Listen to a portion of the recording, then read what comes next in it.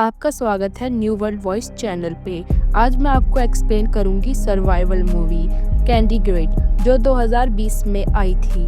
Film की शुरुआत होती है 2002 से। नियोमी टॉयलेट करने के लिए उठी और शौचालय जाने के लिए बाहर निकली, लेकिन अचानक से उसे तब तक समझ नहीं आया कि क्या हुआ। सामने का शीशा देखकर नियोमी को एहसास हुआ कि कुछ गड़बड़ है, इसलिए उसने तुरंत अपने सोते हुए पति मैथ्यू को जगाया। मैथ्यू के चेहरे पर नींद थी और उसने पहले तो उसे ध्यान में नहीं लिया। जब वह अपनी पूरी ताकत से कार का दरवाजा नहीं खोल सकी तो उसे समस्या की गंभीरता का एहसास हुआ। इसलिए मैथ्यू ने तुरंत चाबी निकाली और बेताबी से कार स्टार्ट करना चाहा। हालांकि उन्होंने कभी नहीं सोचा था कि यह लापरवाही इतना बड़ा मोड़ लेगी। उनके लिए मुसीबत बहुत बड़ी थी। लगातार परेशानियां होती हैं, जिससे गर्भवती नियोमी परेशान हो जाती है। अपनी पत्नी को आराम देने के लिए मैथ्यू ने जल्दी से एक तौलिया निकाला और अपनी पत्नी से पहले उस पर तत्कालीन टॉयलेट की समस्या को हल करने के लिए कहा। नियोमी ने जल्दी से तौलिया लिया, लेकिन फिलहाल इससे बेहतर कोई रास्ता नहीं था।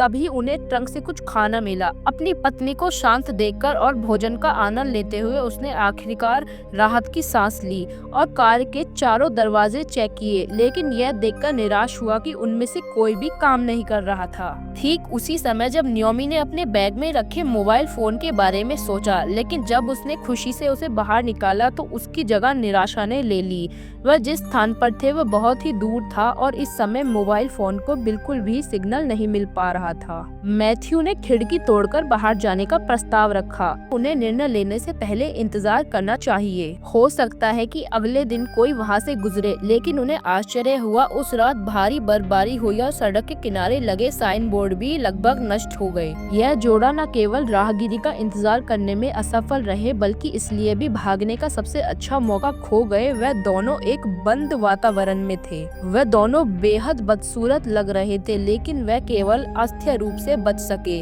उसी समय उन्होंने सबसे खराब स्थिति के लिए तैयारी की।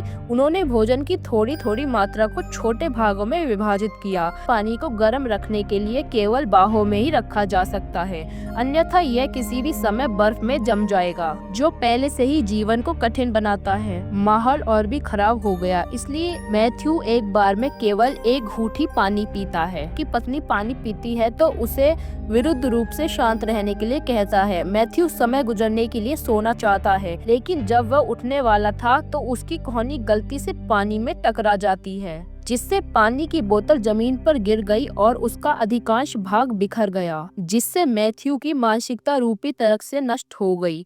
कार में माहौल बेहद निराशाजनक हो जाता है और कार के बाहर तक पानी चला जाता है। 5वें दिन सुबह मैथ्यू कार के इंजन की आवाज से जाग गया। वह पहले थोड़ा अनिश्चित था, लेकिन जल्द ही वह तीव्र खुशी से झूम पड़ता है। बाहरी लोगों का ध्यान आकर्षित करने की कोशिश में दोनों लोगों ने कार की छत पर बेहतर थप्पड़ मारे।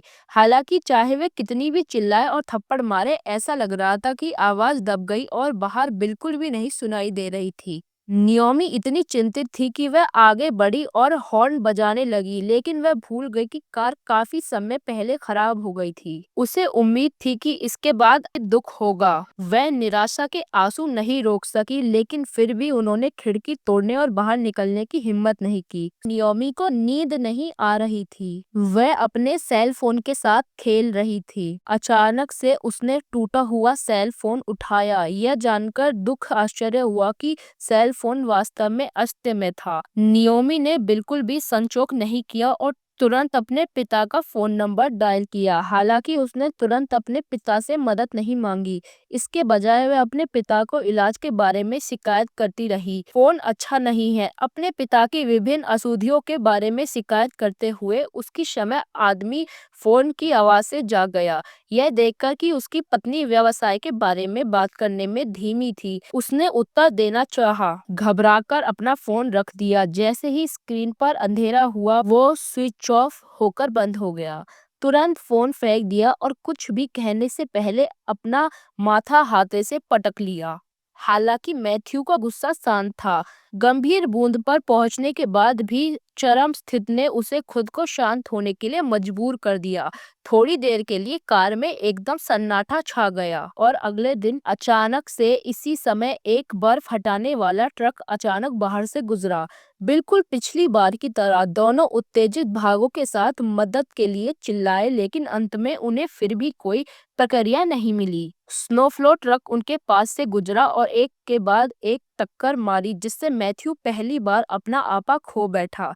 वह थोड़ा खड़ा हुआ और एक बच्चे की तरह बेबसी से सोफे के गद्दे को थपथपाया। नियोमी ने पागल पति की ओर देखते हुए न केवल उसे संतक दी बल्कि प्यार से अपने पति की नाक पर इशारा किया, यह सोचकर कि यह सब उसकी क्षमता है। यदि उन्हें यह गाड़ी नहीं पार की होती तो ऐसा नहीं होता। मैथ्यू अपना बचाव करना चाहता था, लेकिन अचानक से उसकी पत्नी अधिक से अधिक गुस्से में आ गई और फिर अचानक से नियोमी ने अपनी मुट्ठी घुमाई और अपने पति को जोर से मारी। लेकिन आखिरकार वह एक महिला थी और उसके पति ने उसे तुरंत नियंत्रण कर लिया। 15वें दिन तक पानी की कोई शत्रु नहीं थी। मैथ्यू ने कार की खिड़की पर बर्फ और बर्फ को पिघलाने के लिए मोमबत्ती का इस्तेमाल किया और फिर वह अंत एक छोटा गिलास खोजने में कामयाब रहा। लेकिन वह बिल्कुल ध्यान नहीं दिया। उसकी पत्नी की आंखें पाले से भी अधिक ठंडी लग रही थी। दोपहर तक मैथ्यू ने चुपके से अपने होठ चाटे।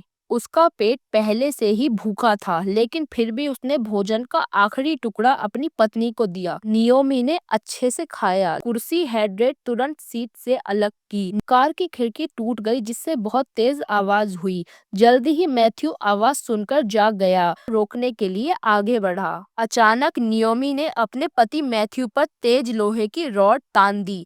फिर उसने जोर से आगे की ओर मुक्का मारा और मैथ्यू घबराहट में जमीन पर गिर गया। उसकी छाती को कसकर पकड़ लेगी, उसके खराब मूड को शांत करने की कोशिश की और फिर सोच समझकर उसके लिए एक तकिया लाया। फिर वह बर्फ का पानी लाया जो अंत पिघल गया था। उसने वह सब कुछ किया जो वह कर सकता था। एक बच्चे के रोने के साथ एक लड़के का जन्म हुआ, लेकिन उन दोनों को कोई खुशी महसूस नहीं हुई। इसके बजाय उन्हें एक दूसरे को गले लगाया और रोते रहे। बच्चा उन दोनों के लिए सौभाग्य लेकर आए।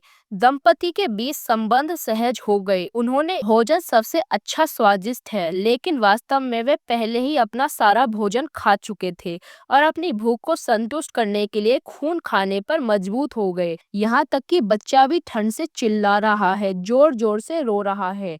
पतले कपड़े ठंड बर्दाश्त नहीं कर सकते। मजबूत मैथ्यू अपना एकमात्र कोट उतार देता है और अपनी पत्नी को सौंप देता है। वास्तव में उसकी उंगलियां पहले से ही ठंड से बेगनी हो गई हैं।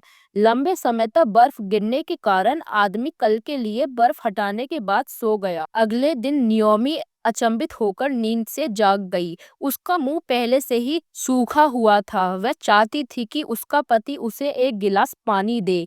शायद यह टूटी हुई खिड़की के कारण था, या शायद मैथ्यू ने अपना गर्म कोट उतारकर नियोमी को दे दिया था। वह कार के अंदर ही मर जाता है। नियोमी को इससे स्वीकार करना मुश्किल हो गया। उसने जल्दी से अपने पति को रजाई से ढक दिया। उसने खुद से कहा कि यह सब कुछ झूठ है। उसका पति मैथ्यू जल्द ही जाग जाएगा।